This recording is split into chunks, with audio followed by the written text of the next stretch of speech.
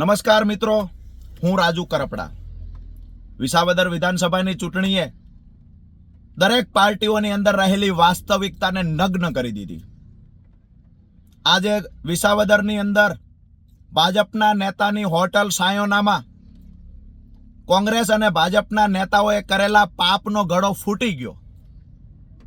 ગોપાલ ઇટાલિયાને હરાવવા માટે, આમ આદમી પાર્ટીને હરાવવા માટે કોંગ્રેસે વિસાવદરમાં ભાજપને મદદ કરવા માટે ઉમેદવાર તો ઊભો રાખી દીધો, પરંતુ આજે ભાજપના પૈસાનો કોંગ્રેસ ઉપયોગ કરી ભાજપના ઉમેદવાર અને ભાજપના નેતાઓ કોંગ્રેસને પૈસા આપી રહ્યા છે.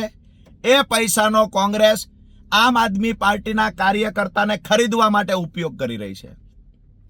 આજે હોટલ સાયોનામાં આમ આદમી પાર્ટીના કાર્યકર્તાઓનો ગઈકાલથી સંપર્ક કરી આજે હોટલમાં બોલાવવામાં આવ્યા. ત્યાર પછી 2-2 લાખ રૂપિયા આપવામાં આવ્યા ગોપાલભાઈની વિરુદ્ધમાં વિડીયો બનાવવા, ગોપાલભાઈની વિરુદ્ધમાં નિવેદનો આપવા માટે. 2-2 લાખ રૂપિયા આમ આદમી પાર્ટીના કાર્યકર્તાને કોંગ્રેસના નેતાએ આપ્યા.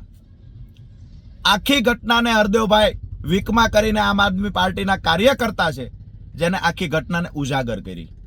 આજે દુઃખ સાથે કહેવું પડે કે ભાજપની કઠપુતળી બની અને વિસાવદર વિધાનસભામાં કોંગ્રેસના નેતાઓ કામ કરી રહ્યા છે.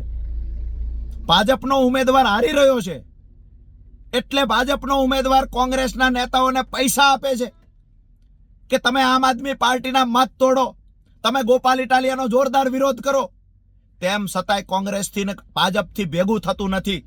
ત્યારે આપના કાર્યકર્તાઓને ખરીદવા માટે થઈ અને ભાજપે પૈસા આપ્યા. એ પૈસાનો ઉપયોગ કોંગ્રેસના નેતાઓએ કર્યો. લોકશાહીના લીરે લીરા ઉડ્યા. લોકશાહીની આબરૂ ભાજપે તો લૂંટી, પણ કોંગ્રેસ પણ એની સાથે ભાઈ બની, નાનો ભાઈ બની અને કોંગ્રેસે ભાજપને મદદ કરી. વિસાવદરની જનતાએ ભાજપ અને કોંગ્રેસની ઉજાગર કરી દીધી છે. ભાજપ અને કોંગ્રેસની મિલીભગતને ઉજાગર કરી દીધી છે. દિવસે વાતો કરવામાં આવે છે ભાજપની વિરુદ્ધમાં અને રાત્રે ભાજપ અને કોંગ્રેસના નેતાઓ સાથે મળીને પાર્ટીઓ કરે છે. વિસાવદર, ભેસાણ ને જુનાગઢની જનતાને નમ્ર વિનંતી કરીશ કે સમય પાકી ગયો છે આ લોકોને ઓળખવા માટેનો. સમય પાકી ગયો છે ગોપાલભાઈ ઇટાલિયા માટે મતદાન કરવાનો. સમય પાકી ગયો છે લોકશાહી બચાવવા માટે. આજે જે હોટલ સાયોનામાં ઘટના ઘટી છે, ભાજપ અને કોંગ્રેસના નેતાઓએ જવાબ આપવો પડશે. જો તમારી અંદર થોડીક પણ પ્રમાણિકતા બચી હોય તો સીસીટીવી ચેક કરો. અમારો હરદેવભાઈ વીકમાં ખુલ્લી ચેલેન્જ આપે છે કે તમારી અંદર પ્રમાણિકતા બચી હોય તો સીસીટીવી ચેક કરવામાં આવે. 2 લાખ રૂપિયા હરદેવભાઈને કોને આપ્યા? કેટલા કાર્યકર્તાઓને અંદર બોલાવવામાં આવ્યા? આ પૈસાનો વહીવટ ક્યાંથી થાય છે? કોંગ્રેસના નેતાઓ પૈસા ક્યાંથી લાવ્યા છે? આ તમામ વિગતો ઉજાગર થઈ ચૂકી છે.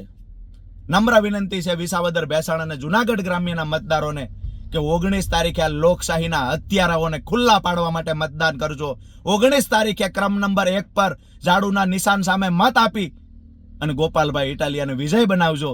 ગુજરાતની અંદર 30 વર્ષથી જે ભાજપને સપોર્ટ કરી રહ્યા છે એ કોંગ્રેસના નેતાઓને ઉજાગર કરવા માટે મતદાન કરજો. આભાર.